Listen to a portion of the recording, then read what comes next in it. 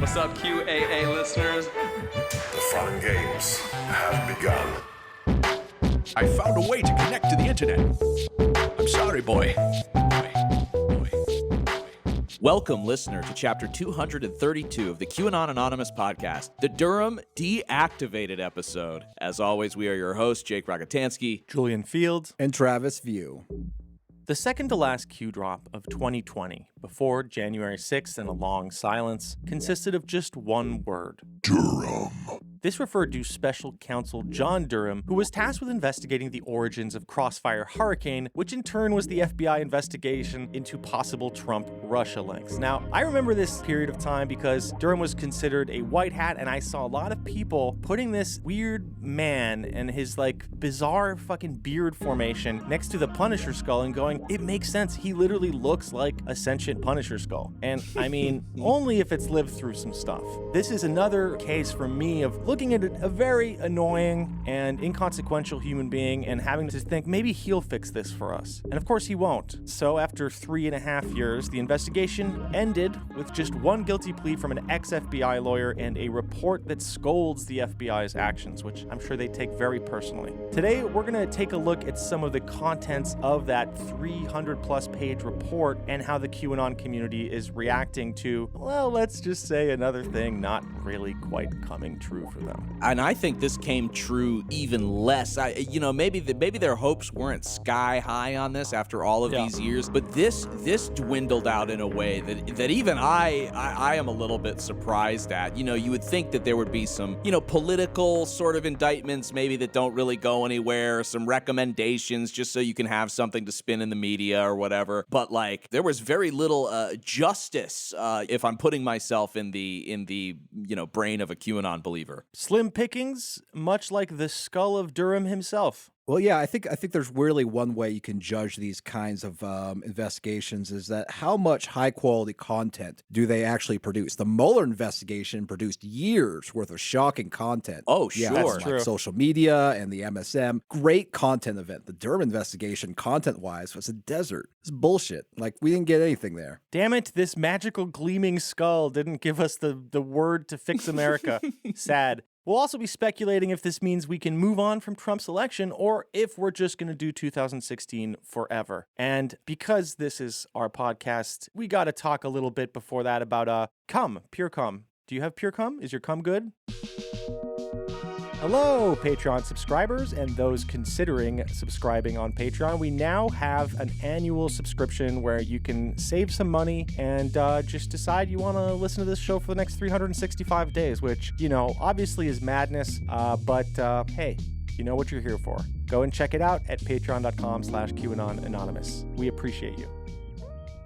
Quick QAnon news segment, because there are lots of things going on actually in the extended QAnon universe beyond just Durham. For example, recently Clay Clark, he took his Reawaken tour to Mar-a-Lago in Florida. So we previously talked to reporter Sam Kestenbaum about that nightmare of a traveling event. And during the festivities, none other than Donald Trump called in to tell General Michael Flynn that he wants to bring Flynn back to the White House. Yes, we won. Boys, for years we've tried to get our beautiful boy back in by seducing Trump with great stories where the man sounds Scottish, and here we are. We succeeded. Yeah, if Michael Flynn somehow worms his way into the vice presidency, look, it's gonna be a lot more voices, all right? There's a lot more stories, I promise. Yeah, and he's gonna worm his way into our hearts. General Flynn, he's some general, he's some man. He took abuse like nobody could have handled, and he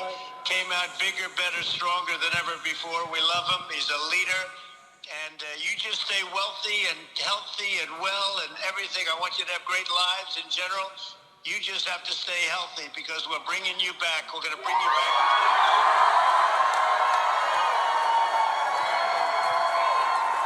My wife's going crazy. Well, we're proud of you, General. Oh my God, he's playing him on speaker? And He's some general, he's some man, he's some form of human being.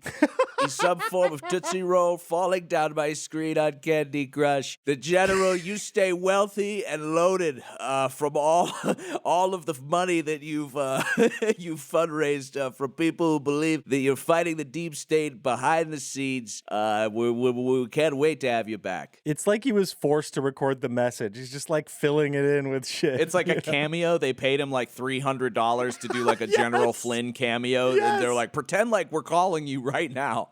Oh my God. They've had to pay Trump to do this as a cameo. That is really the vibe. But I mean, this is the kind of thing that Trump would probably follow through on. Sure. Who knows? Not only that, like the number of people who are willing to hitch their wagon to Trump is dwindling because like he almost got his vice president killed. Yeah. I mean, you'd have to like really be super loyal to Trump in order to stick along with him. And for high up people, it's got to be the people that he pardoned. I mean, that's part of what he was buying with those pardons. Yeah. He was buying loyalty. Mr. Flynn, I want it to be clear that I would tell the crowd not to kill you. I would tell them not to hang you. Yeah, Trump is like in some back room talking with his advisors, and he's like, the problem is, he's like, we need a vice president with military training. Somebody who can withstand a horrible attack. The thing is, I guess, like, people in general love Flynn in the pilled and red-pilled circles. So, you know, I mean, this is going to be, if this does happen, and, you know, I mean, you know, we got a couple things between, you know, here and there, which is the primary, then the general, then the forming of the cabinet, and he still has to follow through at that point. Yeah. But, man, to have Michael Flynn back up there in the stars. Even though, like, Flynn didn't get fired, and Trump was like, what do you mean you fired him? What? Where is it? Like, it was like he was part of that decision. Yeah, so it's like he fired him, and now he's like, no, and he was like, we welcome you back with open arms. Well, to be honest, I think he kind of fired him thinking, well, if I fire this fucking guy, it'll just get rid of the Russia thing. And then he realized, oh, no, the media's not going to let that go. And Yeah. I'd say to the media's detriment in the long run. But now he's like, well, now that we know that Russia was a hoax, we can welcome back General Michael Flynn. I'm sorry that I was a really bad friend to you, and I immediately fired you to try to, like, detach this Russia thing like a piece of shit from the bottom of my shoe, and I'm sorry about that. But you'll come back, right? Because you have no dignity. Yeah, if Trump thinks that, you know, at least playing like, you know, Flynn is going to serve some major part in his, you know, potential future administration, you know, to combine their two fan bases, you know, is a smart political move. Yeah, it is sad that he could only get him on speakerphone, because, you know, if it was better planned and Trump cared more, he'd have like a little message, right? He'd look like presidential up there. Yeah, he'd have a video. That's what he does even for fucking cults.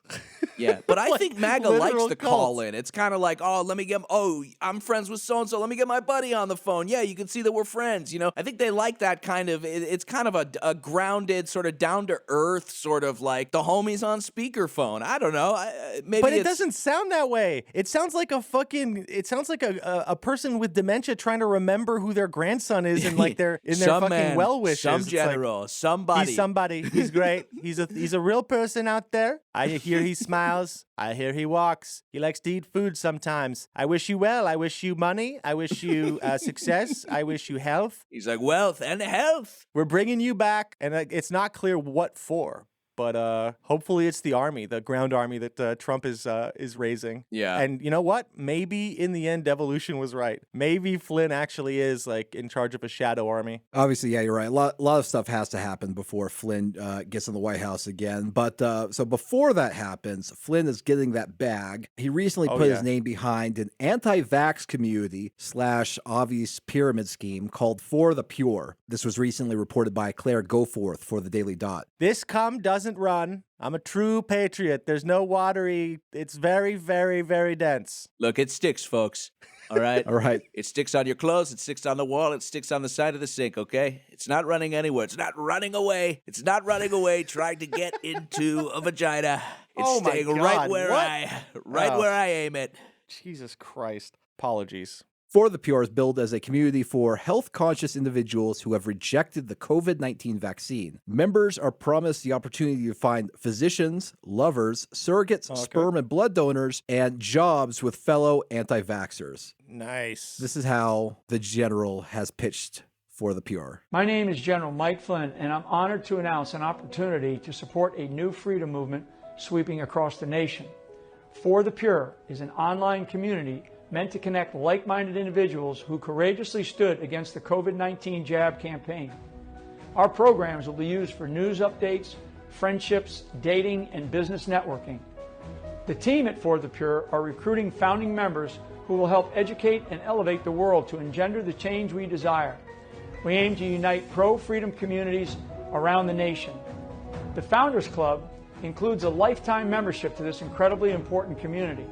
Members will receive many VIP perks, including a perpetual 25% discount on all products and events sponsored by For the Pure, along with an invitation to retreats, conferences, and seminars with some of the most informed experts in the world. Wow, really inspiring stuff. He seems really pumped up for this. He's not just cashing a check. Yeah, super enthusiastic. It's like I have to imagine when he was like in Afghanistan telling like Stanley McChrystal where to send fire teams to go and like fucking kill people. He wasn't hoping, one day I hope I can fucking pitch, a club for pure cum in a couple decades, Incredible stuff. Now that Reawaken tour, that really had much the same kind of like election denial, it had anti-vax belief and like evangelical apocalyptic nonsense that is promoted at every Reawaken America event, but it also featured some nonsense that was kind of new to me. For example, there's one woman who was speaking about highly technologically advanced mermaids and water people who were spreading wickedness. She then calls for hand-to-hand combat.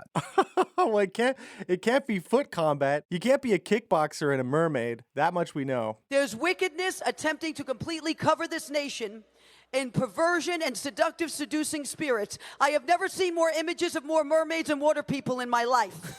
That's a division in the kingdom of darkness, and they're highly technologically advanced. And we have to understand what we're dealing with. And we have to understand the rules of engagement in spiritual warfare. And we are meant for hand-to-hand combat. And we are meant to bring our cries before the throne of God to bring judgment on the rulers of darkness of this world and of this nation. Because the rulers have set up a throne in this nation.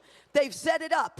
Darkness has completely covered and eclipsed the White House of this nation. Okay, this, I'm pretty sure, is Ursula in a costume. And she's like, we gotta kill Ariel.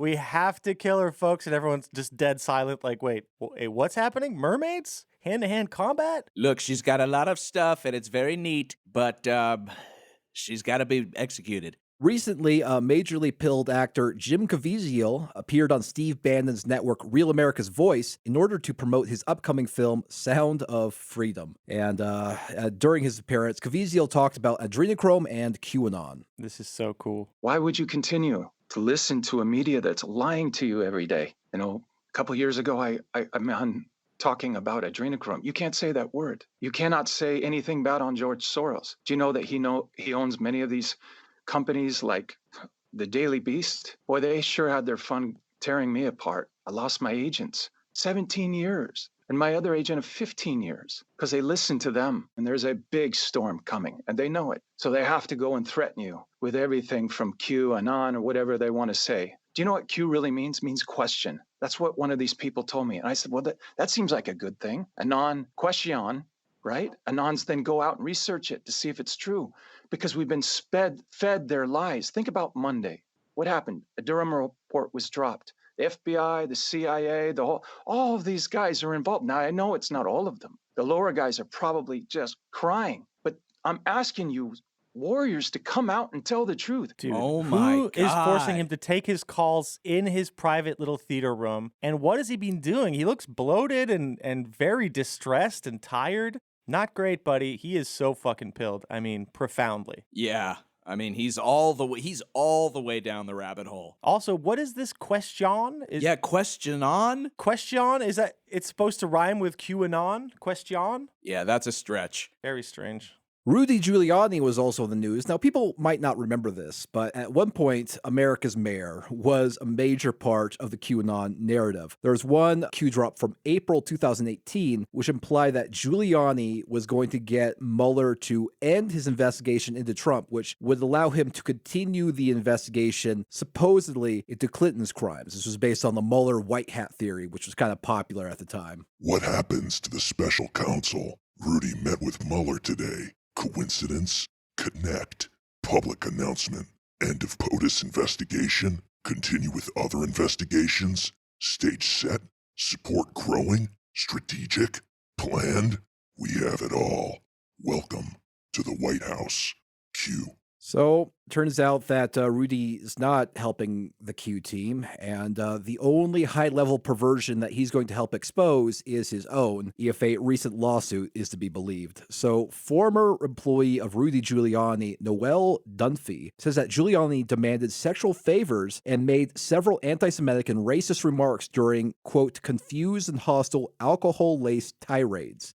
Giuliani denies these allegations, but if true, they are pretty horrifying. For example, here's how the lawsuit says that Giuliani controlled what Dunphy wore. Giuliani often demanded that she work naked, in a bikini, or in short shorts with an American flag on them that he bought for her. When they were apart, they would often work remotely via video conference, and during those conferences, Giuliani almost always asked her to remove her clothes on camera. What? Yeah, it gets worse than that. So the lawsuit also says that Giuliani sometimes asked Dunphy to perform oral sex while he was on the phone. Already pretty horrifying, but it gets even worse when you read the reason why he made these demands. He often demanded oral sex while he took phone calls on speakerphone from high-profile friends and clients, including then-President Trump. Giuliani told Ms. Dunphy that he enjoyed engaging in this conduct while on the telephone because it made him, quote, feel like Bill Clinton. Dude. Wow. Holy shit. I mean, stomach churning, obviously, this kind of abuse, but it's also kind of revealing how Republicans actually feel about Bill Clinton's sexual misconduct. Publicly, they're horrified that Clinton sexually exploited an intern while taking phone calls in the Oval Office. How low can you go? Absolutely inexcusable, disgusting, but privately, they think it's really cool. Yeah, they want to emulate. They want to role play as Bill Clinton. I want to say that this is a very dark day for Italians everywhere. Obviously, our conduct is coming to light, and it's not great. But I want you to know that, Travis, with his kind of Viking-style excellence, did in one paragraph spell the word Giuliani Guilini, and Giuliani. So he has disrespected Italians enough. Guilnani, actually, there's another one here. That's good, and I like that, and I think it's right, and we deserve it. Here's the thing, is I don't talk about things that the audience can't see. I don't talk about how fucking hideous you look today, because it's not relevant to our show, and it's not something other people see. I'm not going to ruin people's experience of this podcast by explaining your sunken, aging visage. So, yeah. Disclaimer, Julian looks really cute today, actually, and you love him. Okay. The lawsuit goes on to talk about Rudy Giuliani's love of the show Billions. On March 3rd, 2019, Giuliani explained that he fantasized about Wendy Rhodes in the popular television show Billions, stating, quote, she wears all that black shit. She's got a whip and an electric prod. Miss Dunphy made it clear that she was not interested and immediately changed the subject, commenting on the mosquitoes outside. These statements were recorded. Wow, so he wants his little nuts stepped on. Yeah. This is a classic little Italian sub. What's also really interesting, besides the horrifying sexual abuse allegations, is that the lawsuit basically says that Giuliani confessed to the Stop the Steal plans before the election. Giuliani told Ms. Dunphy in her capacity as his employee about a plan that had been prepared for if Trump lost the 2020 election. Specifically, Giuliani told Ms. Dunphy that Trump's team would claim that there was, quote, voter fraud, and that Trump had actually won the election. The plan was discussed at several business meetings with Giuliani and Lev Parnas. Another cool name that we're never going to stop hearing about. Well, that was great, Travis, man. QAnon News is really fucking... Holy hell. Fuck. I want to feel like Bill Clinton. Yeah, Michael Flynn is getting better. Jim Caviezel's getting worse. Yeah. These are bad directions that we're headed in. All right, so on to the Durham report. So Durham was tasked with examining whether there was adequate predication for the FBI to open the Crossfire Hurricane investigation. Now, if you recall, that was launched after the FBI received a tip from an Australian diplomat which said that the Trump staffer George Papadopoulos was in contact with a Maltese professor who told Papadopoulos that the Russian government was in possession of thousands of emails that were supposedly damaging to Hillary Clinton. The Durham investigation also examined whether the opening of the probe was consistent with FBI policy, and also whether there's any evidence that the actions of the FBI or third parties violated the law, and also whether the Justice Department provided false information on applications for electronic surveillance. Durham is someone who's investigated the CIA and FBI misconduct before, so it's plausible that you would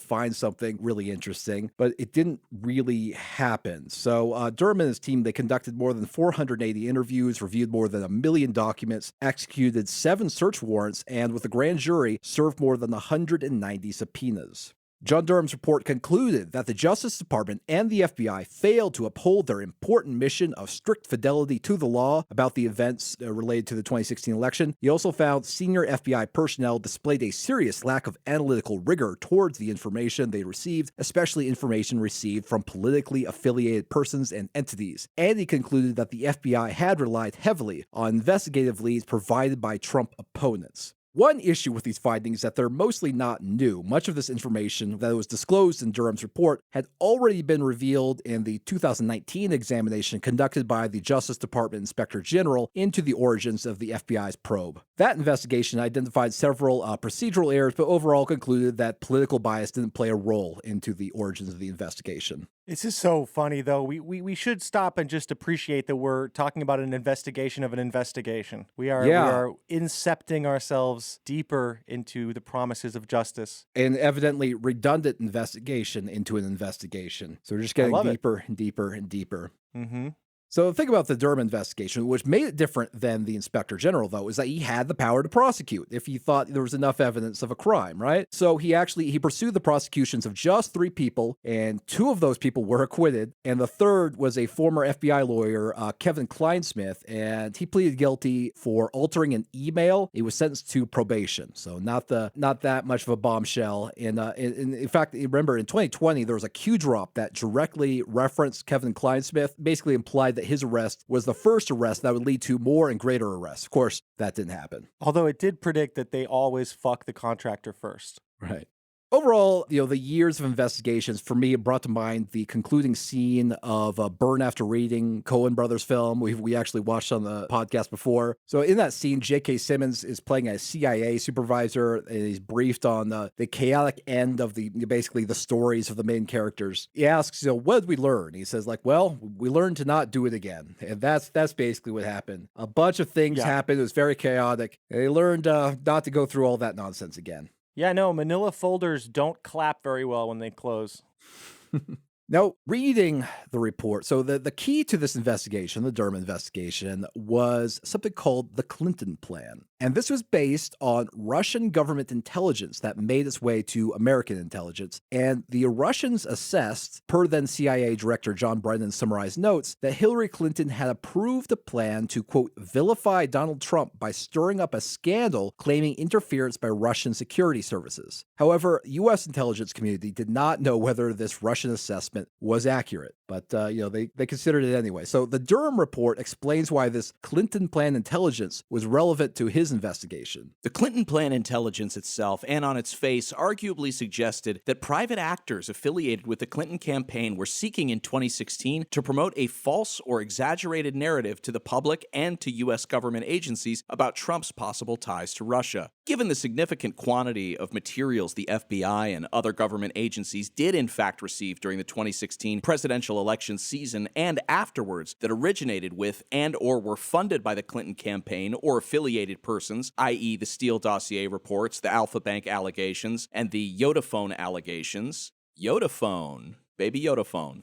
The Clinton Plan intelligence prompted the office to consider, 1, whether there was in fact a plan by the Clinton campaign to tie Trump to Russia in order to, quote, stir up a scandal in advance of the 2016 presidential election, and 2, if such a plan existed, whether an aspect or component of that plan was to intentionally provide knowingly false and or misleading information to the FBI or such agencies in furtherance of such a plan. That's so cool. It's we know that both candidates are going to be feeding criminal information to the, these agencies in an attempt to fuck their rivals. The question is it true?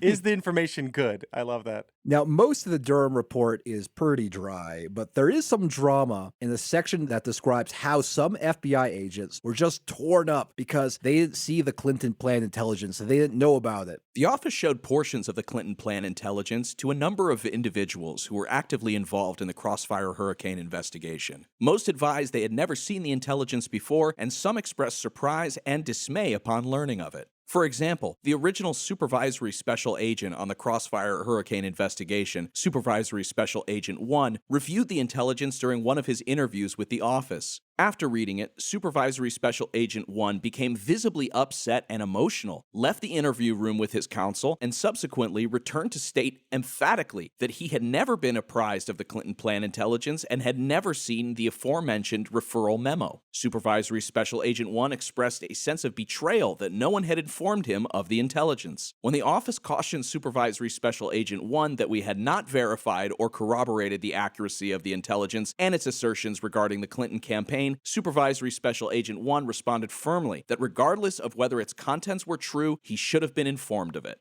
Owned. Clinton owned your ass. So, at least some of the people who were involved in the early days of Crossfire Hurricane, according to the Durham investigation, were not impressed by the quality of the evidence. This disappointment was exemplified by a text exchange between the FBI's assistant legal attaché in London and someone who's referred to as Supervisory Special Agent 1. This text exchange happened on August 11th, 2016, and relates to the FBI's communication with British intelligence about the intel that they had about possible Trump-Russia links. Dude, are we telling them everything we know, or is there more to this? That's all we have, not holding anything back. Damn, that's thin. I know. It sucks.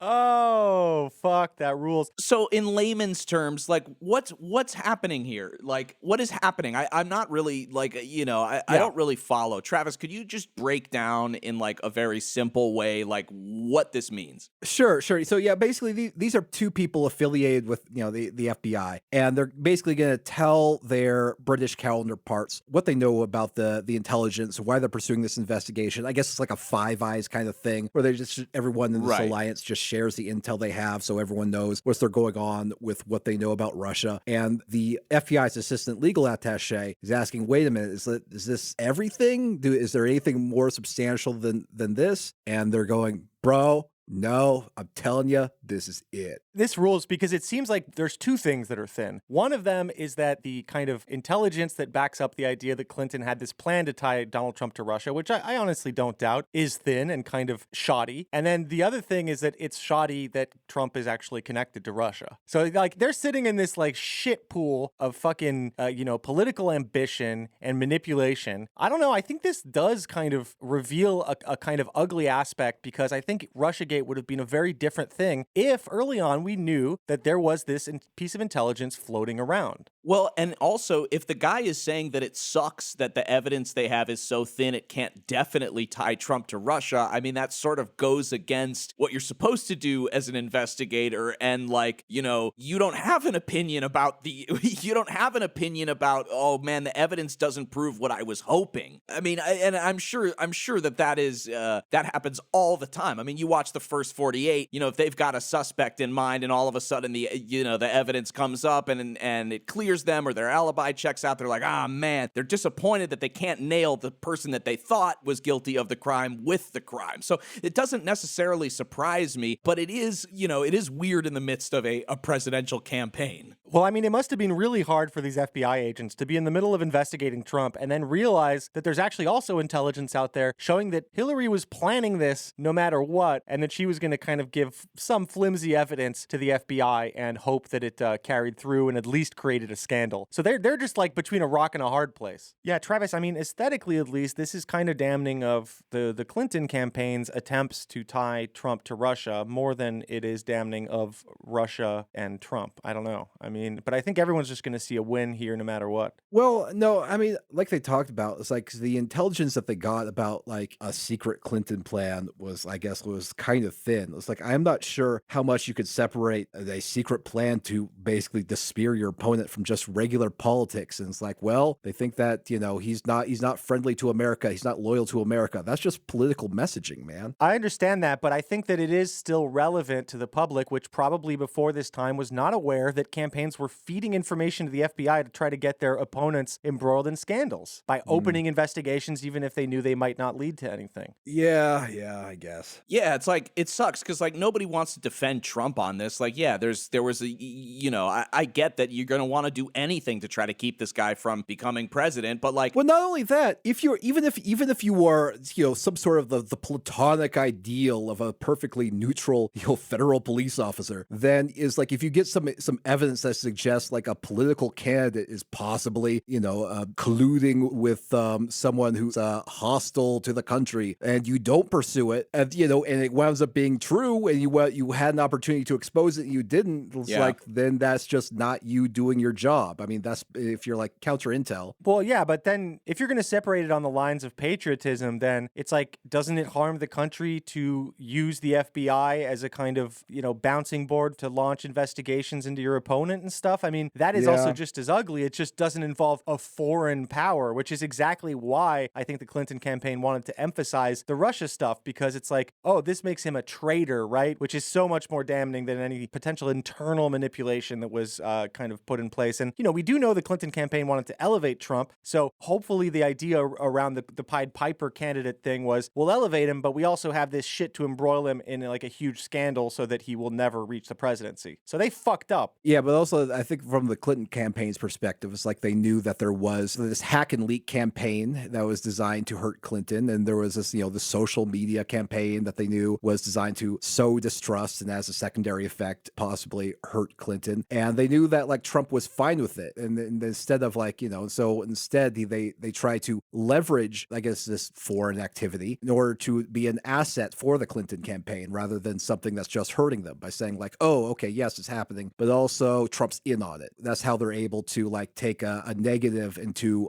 something that might wind up helping their campaign. It just didn't wind up working well enough as they might have hoped. Well, and the net result of all this is you don't have a lot of people going around going, yeah, Trump did have there were some shady connections possibly, but, the FBI like couldn't really find, a plot in place or anything to really nail him on. But that's not what people walk around believing. I mean, you have a lot of people who still, every day are on social media or in conversation, talking about how Trump is an asset, that he is, that he was compromised. And so it's like, even if all this is just kind of like job shit where it's like, yeah, fuck, well, if I don't look into this, like, and it's real, it could be bad. And oh shit, well, it looks like maybe this other campaign was like feeding in, like that's bad too. I got to look into that. And like, I think that's a good point, right? Which is that at this point, the real situation is that they have thinly evidenced intelligence that suggests Clinton wants to stick him with the Russia stuff. Mm-hmm. And they have thin intelligence that Trump is connected to Russia. And that was not what was presented on television. We were given an entirely one-sided view of this. Nobody was talking about, oh, is it plausible that Hillary Clinton was planning to do this anyways and didn't really mind that it was like, a thin amount of evidence that she was going to do this as like a political move and try to get the FBI involved for political reasons. That was not what was being discussed on like all the media and stuff, like certainly like the people that kind of aligned against Trump. So I do think that like that's a bad outcome that happened, I think, like that people weren't given all sides of this, right? So that even when the FBI found out about the other side internally, they're like, oh shit, this really fucks everything up for me. You should have told me. You should have fucking told me. They know that this matters. They know that there's weight there. That's why the guy became upset and like left and then came back and was like, you should have fucking told me. I mean, they knew internally that this made them look like a tool and that maybe inadvertently they were being used as a tool. Durham writes that, quote, it seems highly likely that at a minimum, confirmation bias played a significant role in the FBI's acceptance of extraordinarily serious allegations derived from uncorroborated information that had not been subjected to the typical exacting analysis employed by the FBI and other members of the intelligence community. That's why you don't just take in like Oppo research and go, well, this is the work's being done for us. Great. You have to subject it to actual scrutiny, which hopefully the FBI holds itself to high standards in that regard, but The Durham report ends with a short recommendation for the FBI. He says that they should create a position for an FBI agent or a lawyer to provide oversight of politically sensitive investigations. That person would be tasked with challenging every step of such investigations, including whether officials appropriately adhere to the rules governing applications to the FISA court, which handles matters of national security. Now, the FBI actually responded to the Durham report, and it actually said that the conduct in 2016 and 2017 that Durham examined was, quote, the reason that current FBI leadership already implemented dozens of corrective actions which now have been in place for some time. Had those reforms been in place in 2016, the missteps identified in the report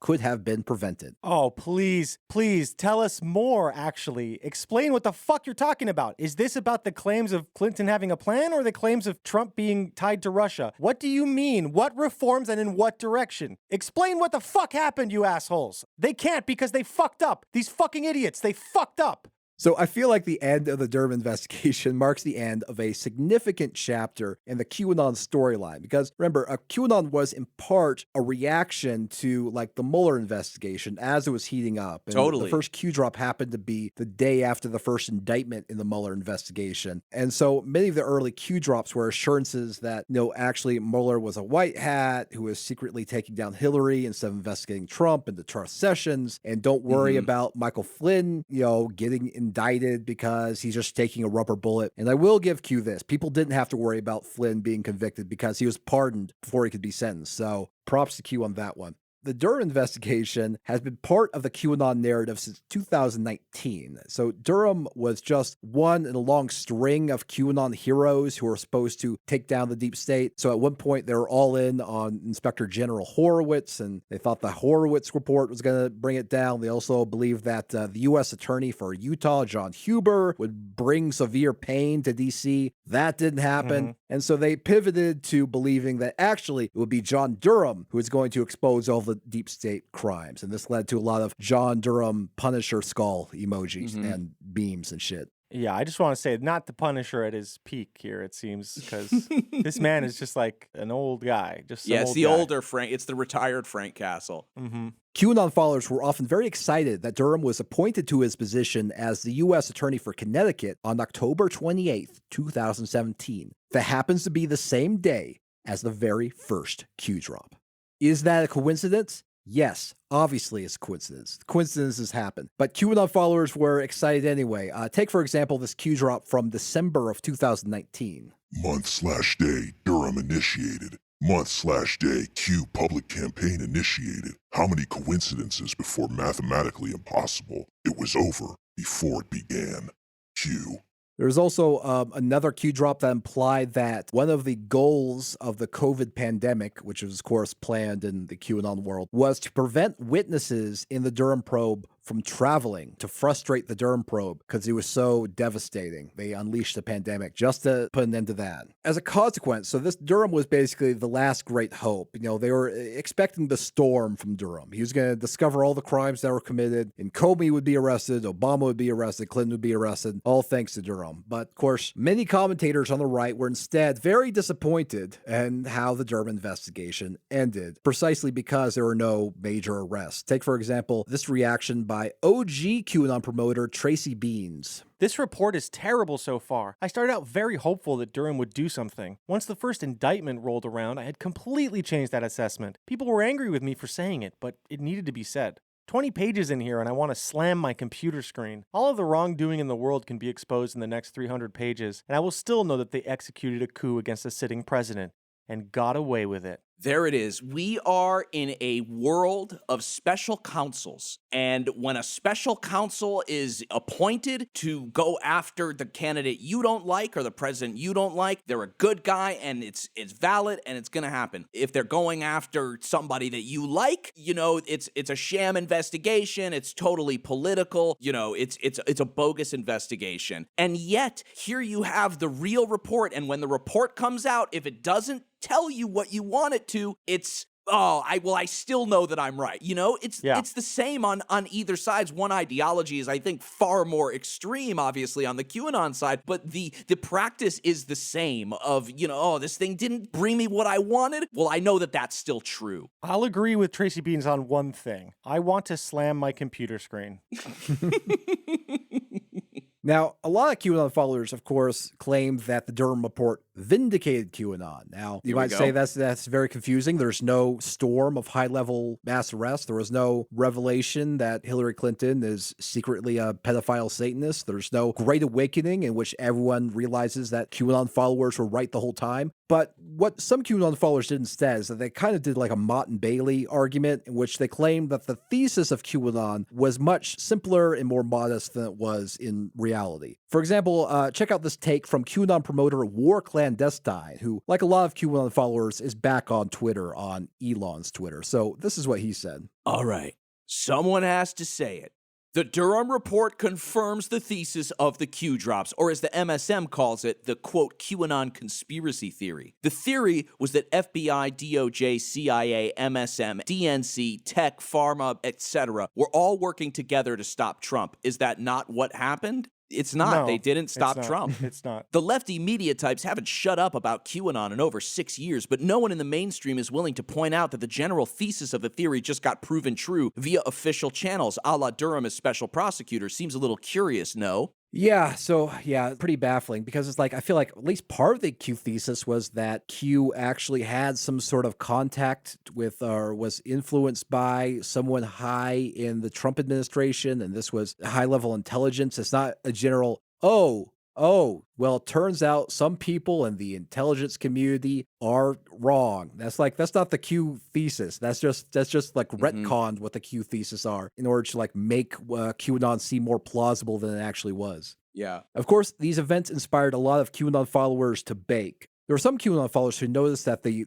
single word Durham Q drop happened on November 13th, 2020. And then the Durham report was delivered to Attorney General Garland exactly like 30 months later. And you'll recall a famous Q drop that said, done in 30. I mean, that's nothing, but QAnon followers are very excited about it. That's what Jake sends me when he goes on the toilet. Yeah.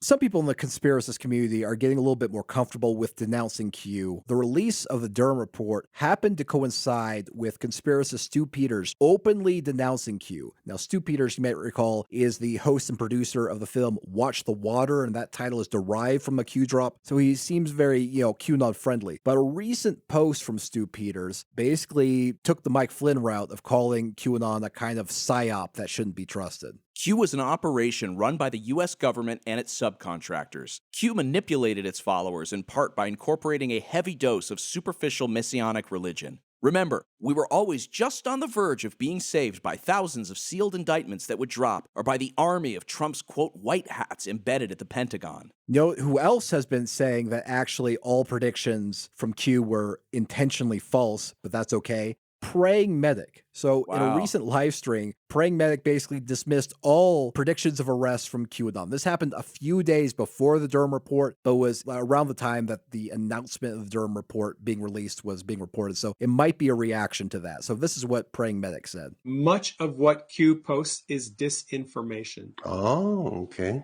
It's not factual. Intentional disinformation. It's intentional disinformation. Okay. Much more of what Q has posted over the last 6 years, a lot more of it is disinformation than most people are comfortable admitting. All right. So I just have to leave that out there. Q posted a lot of disinformation, especially. So anytime Q posted a prediction about an arrest, it was disinformation. Every single time there was a prediction about an arrest, it was disinformation. Q uses these predictions, these overt predictions, to get the deep state to make moves that work to President Trump's advantage. Man, it's so cool that two Elmer Fudd lookalikes can get together on a Zoom call and be so nice to each other. I mean, with a listener like this, it's so great for Praying Medic. The guy's just going to go, oh, Really? And he's been listening to Medic for years say the exact opposite. Absolutely incredible. One of the big contentions of QAnon was, oh, they're calling us disinformation, but it's not true. And now you're saying it was disinformation. Fantastic. And you've got like a bunch of books that you sold from the position that if you decoded the Q drops properly, that you would know the truth. And now it's just, oh, well, all the arrests were, to get the enemy to play their hand. It's just like, that's it's so sticky. It's less sticky. This is like prophecy fails evangelical ballerina work. Yeah. He's incredible. He's beautiful. Now, while researching this episode, I dug into some old streams from Praying Medic, and I found one from years ago where he said that if arrests don't happen soon, then he'll be concerned. I have no reason not to trust Barr at this point. Now, I'll say this. If we get to March or April of next year and no one's been indicted and there's been no arrest and nothing's happening, I would start to get concerned. And look, here's the bottom line. If Barr is not able to drop the hammer on the deep state, Trump will fire him and hire somebody who will. That's why I'm not worried about it. If Barr ends up not being able to pull the trigger, he's out of there and Trump's going to hire somebody who will. It's just that simple. Trump is not going to let the deep state get the best of him. It ain't going to happen. So I'm not worried about it. Yeah, you started getting worried when the arrests weren't happening because you're going to have to spin this. Yeah. That's obviously your worry.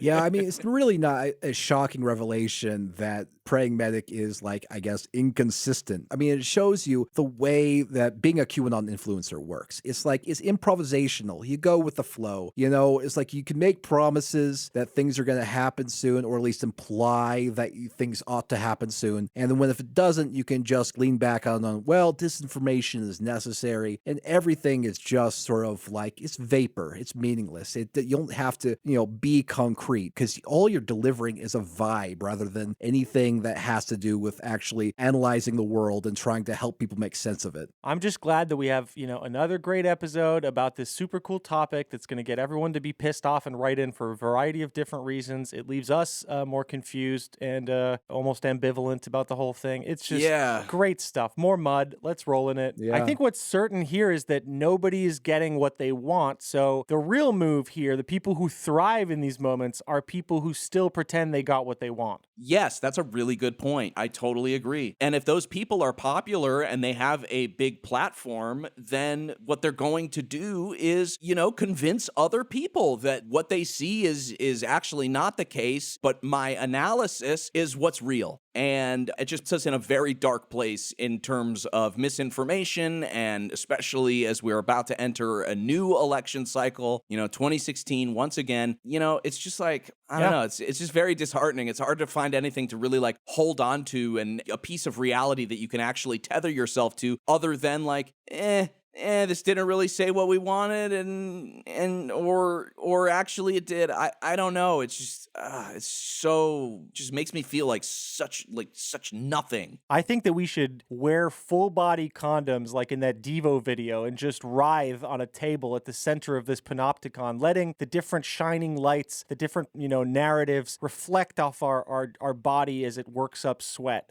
Interestingly, January 6th defendants are already beginning to cite the Durham report in their defenses for their participation in the Capitol riot. Take, for example, defendant Alan Hostetter. Alan Hostetter was a one-time Orange County, California sheriff and police chief in La Habra, California. After he retired from that job due to spinal problems, he got deep into yoga and meditation, and he later became famous due to an event called Fencegate, in which he protested COVID restrictions in San Clemente, California, by grabbing onto a fence and refusing to let go, and this resulted in police officers cutting around the fence in order to remove his hands and arrest him. We first saw Alan Hostetter in person in 2020 when we saw him speak at QCon in Scottsdale, Arizona. Unsurprisingly, Alan Hostetter was arrested for his participation in January 6th. He's currently representing himself in the case. Not a good idea. You're entitled to an attorney. You should take advantage of it. But he recently filed a bizarre motion that includes a lot of QAnon-style leading questions. But he also got into the Durham report. So here's what he had to say about the Durham report. With the recent release of the Durham report, even stalwart liberals such as Jake Tapper of CNN are now making comments such as the report is, quote, devastating for the FBI and, quote, exonerates Trump to a degree. I am pleased to finally see the truth coming out about this and expect this truth will get much worse for the left and the FBI in particular. Conservatives have been talking about these truths with each other for years now and wondering when the so-called Durham report would ever be completed. Many of us wondered if the man identified as John Durham even existed. God has placed angels on this earth to deal with the issues of crime, punishment, and accountability. I retired many years ago as one of these peacekeepers, as Christ called us when he blessed us long ago. I do believe there are likely still many, many good guys and gals wearing badges and uniforms within the federal government, especially the military. I believe these people are quite aware of how deep this corruption goes and are taking steps to correct it. Most of these steps are currently not yet visible, just as the Durham report was not visible until 5/15. The Durham report is only the beginning. Winning. We're winning. Yeah. So that was very, very strange. So the idea that the Durham report is only the beginning, it has been echoed by a lot of other QAnon followers. For example, this is what Lisa Mae Crowley said on Twitter. The Durham report is just the start. Public awareness of corruption at the highest levels, the foundation on which many layers will be built. Human trafficking, Haiti, corruption, etc. Durham is not the only game in town. Oh, God. Jesus Christ. Yeah. They're winning, actually, and they're just getting started. Fucking 5 years later, don't you worry. Yeah, my entire frustration in this episode can be summed up as this. It's so tiring. It's so exhausting to see everyone pretending like they're winning when we are all losing. I mean, so a lot of QAnon followers either going to be like disappointed or give up. Maybe there are a minority of people who will do that. We'll see if they actually, allow their failed prophecy to allow them to reconsider their beliefs this time. It happens rarely, but it happens occasionally. But of course, the majority will just take this tack that actually Durham is just beginning. I would say that, honestly, I'm glad all the investigations happened. I'm glad that Crossfire Hurricane and Mueller and the Horowitz investigation and the Senate Intel Committee investigation into Russian activities and the Durham investigation. So we could go ahead and say that for at least official government sanctioned investigations, everyone's been investigated. No one can say that these issues, these questions have not been examined by at least internally by government entities. And so hopefully we can stop believing that there's going to be some sort of secret government investigation that'll blow the lid off of everything. That's done now, at least for the events of 2016 and beyond. We got to stop believing that there's going to be some sort of secret, super incredible investigation that's going to have everything make sense, because it's not going to make sense, because life doesn't make sense. And so we need to just start working with the information we have already and start writing the history books. Oh, man. That is probably the most sarcastic thing you've ever said. It's dark, man. This is dark, Travis. Yeah, Travis, yeah. I mean, that's all fine and well until the next round of special counsels. Then it'll be a new thing. We've got Jack Smith coming up, We've got whoever the Republican committee selects next as their special counsel for Joe Biden. I hear Randy Rainbow is going to be executed in The Hague.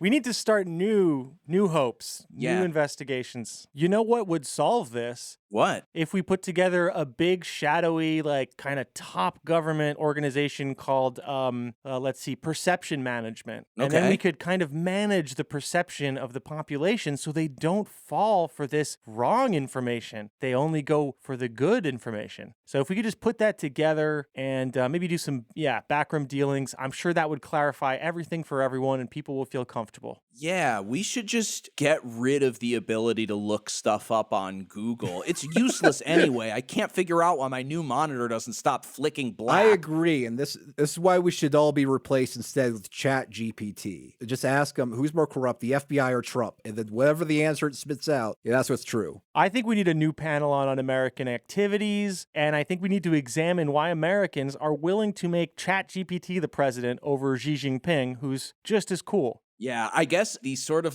catch-22 here is yes, I trust a government-appointed investigator to get to the bottom of the truth, but I also believe that if, there was government officials doing actual bad things, that they would find a way to cover it up. You're never going to be satisfied. There's always going to be somebody else that is going to tell you, the correct outcome to believe. It's like we're being shown our new apartment and it smells like vomit. And you know what? Shut up about that. Live your life. That smell is here to stay. Get some Febreze for your justice. Do not write in about this episode. Especially not to Jake. But if you do, definitely to Jake. You can write into Travis all you want. Don't write into anybody except Jake. Jake is the only person on this podcast. No. I am not equipped to answer your questions. But you're the softest mark. Like, you will, answer, but they tricked you. They used facts and logic on you to trick you into doing it. In fact, I didn't even realize it, but my phone is in my hand and I'm responding to critics right now. How did that happen? Thanks for listening to another episode of the QAnon Anonymous podcast. You can go to patreon.com/QAnon Anonymous and sub for $5 a month to get a whole second episode every week, plus access to our entire archive of premium episodes. And if you're already a subscriber, thank you so much. It helps us stay advertising free and editorially independent. We also have a website, QAnonanonymous.com. Listener, until next week, may whichever special counsel you prefer bless you and keep you. It's not a conspiracy, it's fact. And now, today's auto cue. The person who was at the Capitol that day, as you know, was your vice president, Mike Pence, who says that you endangered his life on that day. I don't think he was in any danger. Mr. President, do you feel that you owe him an apology? No, because he did something wrong. He should have put the votes back to the state legislatures, and I think we would have had a different outcome. I really do. But he doesn't have the authority to do that, as you know. What? The vice president does not have the authority to reject those Are you ready? Let's have this one results. out just now, because it's interesting. Let's keep it interesting, right?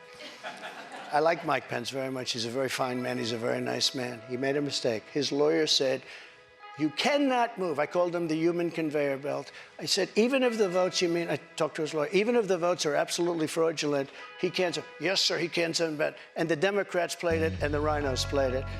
And then the election was over. They told him he couldn't do it. And Mike said to me, I can't do it. The lawyers told me he can't do it. They can't do it. But the lawyers were wrong, because right after the election, they all met, the rhinos and the Democrats, and they worked out a plan to make sure that future vice presidents don't do you could do. That's not what happened. You're referring to the Electoral Count Act. I've read that. There is no authority. No, legal experts, including Republican legal experts, say that he does not have that authority, Mr. President. But I want to move on. Why did they change the law then, saying that you can't do it? They didn't change the law. They strengthened the law because they were worried about presidents exploiting. Meaning you could do it. That's not what it means. Thank you. They strengthened the law because they were Mike had the right to do it. They convinced him he didn't, and it was a horrible thing for our country. If you would have sent those votes back to Georgia, Pennsylvania, and other states, Wisconsin, which if you look at Wisconsin, they virtually admitted now that the election was rigged. If you would have sent those votes back to many of those states, they would not come back in the affirmative. And remember what I said, and you just said it pretty much, you admitted what I said was right. They said he didn't have the right to do it. And he did have the right to do it, and that's why they changed the law, taking that right away. I should note that your campaign paid for a recount that happened in Wisconsin. It actually had more votes for President Biden by the end of it.